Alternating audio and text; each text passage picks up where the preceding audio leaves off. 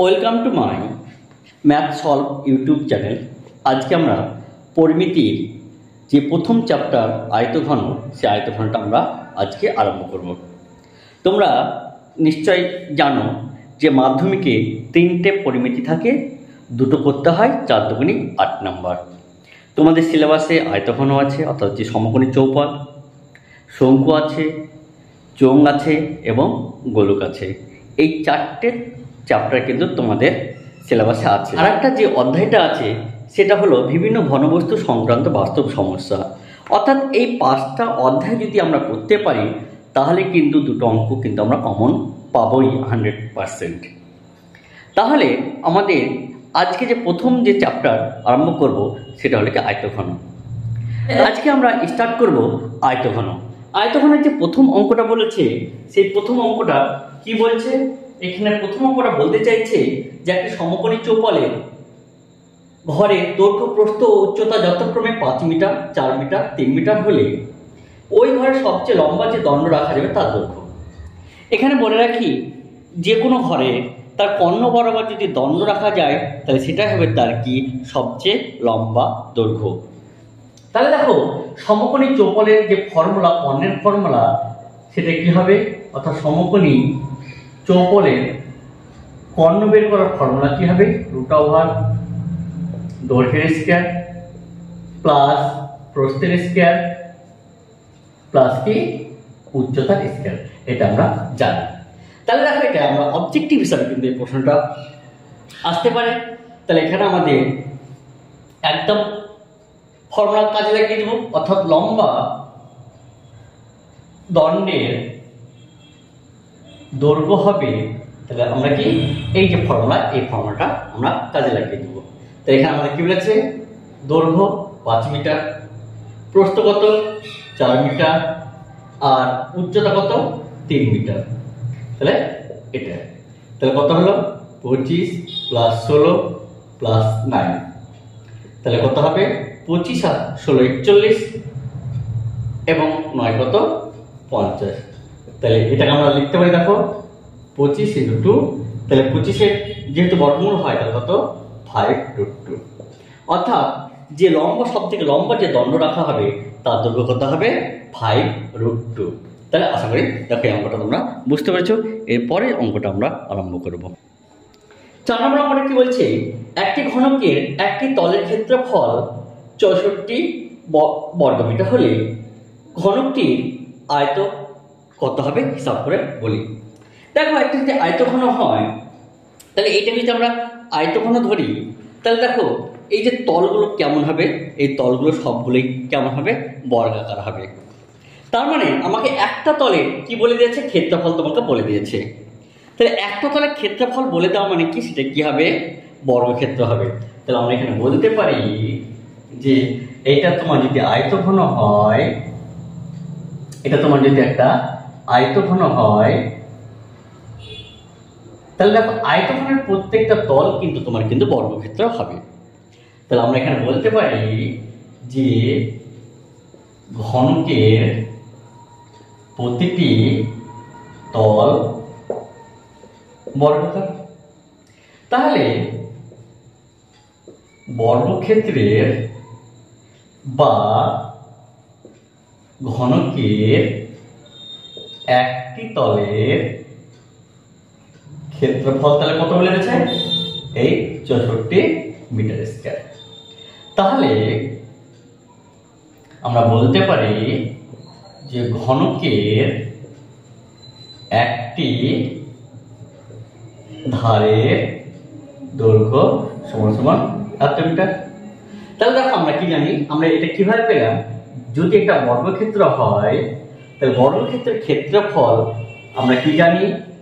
যে বাহুর স্কয়ার। অর্থাৎ এটা আমরা কি বলতে পারি? যে বর্গক্ষেত্রের ক্ষেত্রফল। তাহলে আমরা বাহু সমান সমান কি বলতে পারি?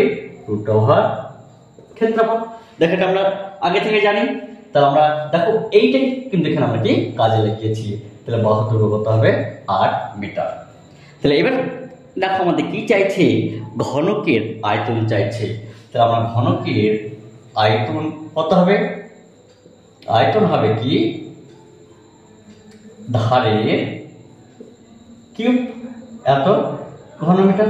তাহলে একটা ধারের দৈর্ঘ্য কত 8 হবে, তাহলে আমরা কি বলতে পারি 8 এর কিউব, তাহলে কত হলো 500 ঘন মিটার। তাহলে দেখো এই অঙ্কটা কিন্তু আমরা করতে পারলাম। যে অঙ্কটা কীভাবে করতে হবে সেটা দেখো আমরা এখানে দেখলাম। তাহলে আশা করি এই অঙ্কটাও তোমরা বুঝতে পেরেছো। এরপর যে নেক্সট অঙ্ক সেটা দেখো 5 নম্বর অঙ্কটা কি বলছে, যে আমাদের বকুলতলা গ্রামে 2 মিটার চওড়া এবং 8 ডেসিমিটার গভীর একটা খাল কাটা হয়েছে। যদি মোট 240 ঘনমিটার মাটি কাটা হয় থাকে তবে খালটি কত লম্বা সেটা হিসাব করে দেখি।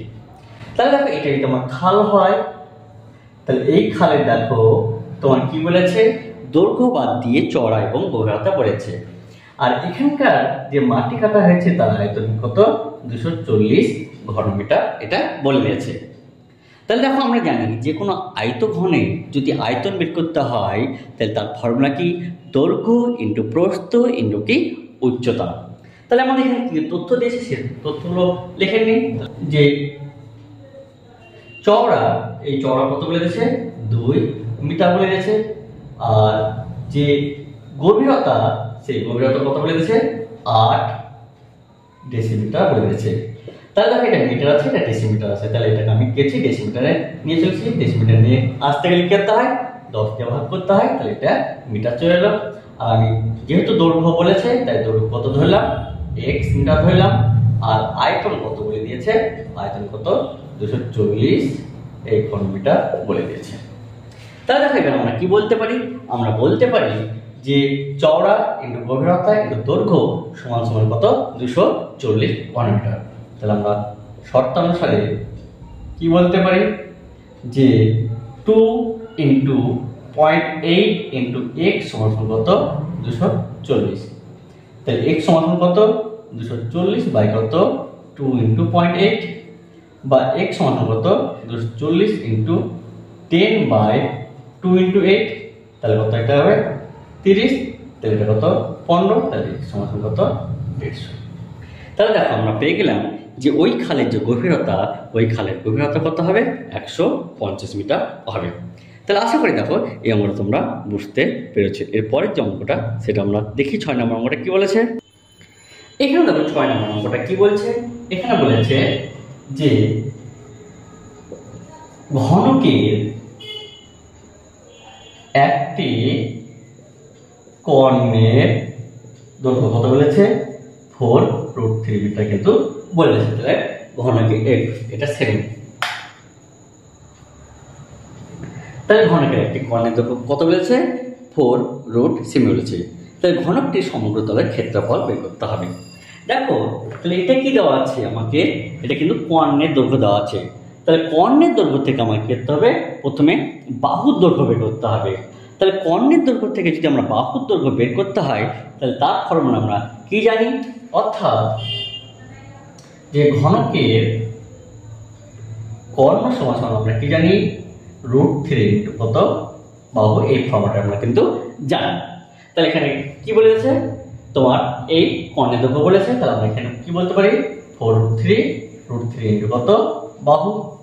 তাহলে আমরা বলতে পারি বাহু সমান কত 4 সেমি আমরা বলতে পারি। তাহলে আমরা বাহুর দৈর্ঘ্য পেয়ে গেলাম। এবার কি চাইছে যে সমগ্র তলের ক্ষেত্রফল, তাহলে ঘনকের সমগ্র তলের ক্ষেত্রফল কত, ফর্মুলা কি 6 ইন্টু বাহুর স্কয়ার। তাহলে আমরা বলতে পারি যে ঘনকের সমগ্র তলের ক্ষেত্রফল সমান কত 6 ইন্টু বাহুর স্কয়ার। তাহলে 6 ইন্টু 4 স্কয়ার, তাহলে কি হবে এত বর্গ সেমি। তাহলে 6 ইন্টু কত 4 4 16, তাহলে 6 16 96 বর্গ সেমি। তাহলে ঘনকের সমগ্র তলের যে ক্ষেত্রফল, সেই সমগ্র তলের ক্ষেত্রফল কত 96 বর্গ সেমি পেলাম। তাহলে দেখো এই টাইপের অঙ্ক তোমরা কিন্তু মাধ্যমিকে যে 2 নম্বরের যে কোশ্চেন, সেই 2 নম্বরের কোশ্চেনে কিন্তু এগুলো তোমরা পেতে পারো। তাই এই যে অঙ্কগুলো করলাম, এই অঙ্কগুলো কিন্তু তোমরা বাড়িতে ভালো করে প্র্যাকটিস করো। এরপরে যে 7 নম্বর অঙ্ক, সেই 7 নম্বর অঙ্কটা আমরা এবার করব। তাহলে দেখো 7 নম্বর অঙ্কটা কি বলেছে, 7 নম্বর অঙ্কটা দেখো বলেছে যে একটি ঘনকের ধারগুলির দৈর্ঘ্যের সমষ্টি কত, 60 সেমি হলে ঘনকটির ঘনফল নির্ণয় করো। তাহলে আয়তন বলেছে। তাহলে দেখো আমাদের প্রথমে জানতে হবে যে একটা ঘনকের যে কতগুলি ধার থাকে, অর্থাৎ ধার বলতে আমরা কোনগুলো বুঝি, এগুলো ধার বলি, এগুলো ধার, এগুলো ধার, এগুলো ধার, এগুলো ধার, এগুলো ধার।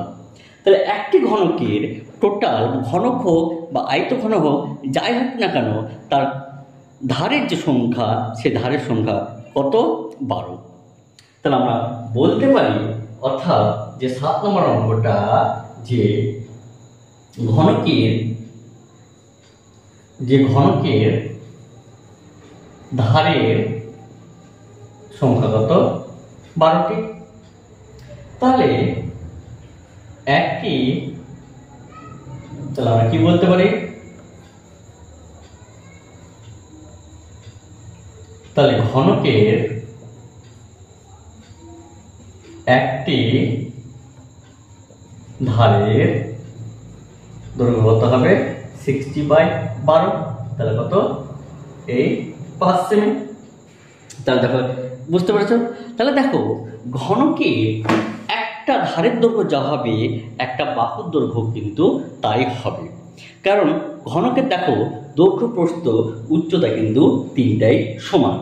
তাহলে আমাদের কি চাইছে, আমাদের চাইছে ঘনকের আয়তন।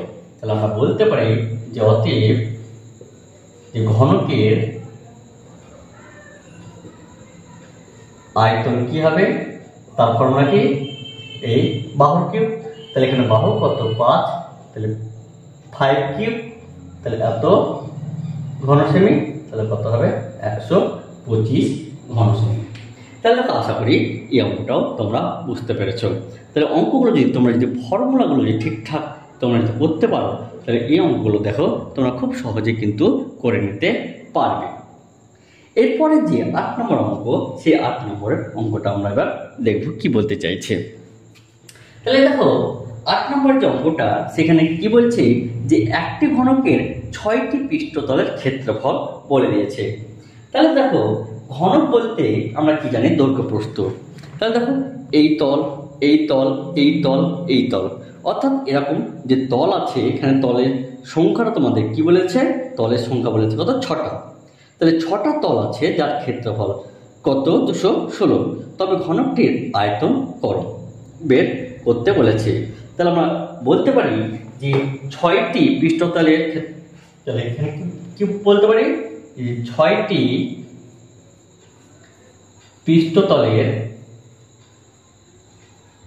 ক্ষেত্রফলের সমষ্টি কত, 216 বর্গ সেমি। তাহলে দেখো, তাহলে একটি পৃষ্ঠতলের ক্ষেত্রফলের সমষ্টি কত হবে, 216/6, তাহলে কত, 36 বর্গ সেমি। এবার দেখো তাহলে আমাদের একটা কিন্তু পৃষ্ঠতলের ক্ষেত্রফল পেয়ে গেলাম কত, 36।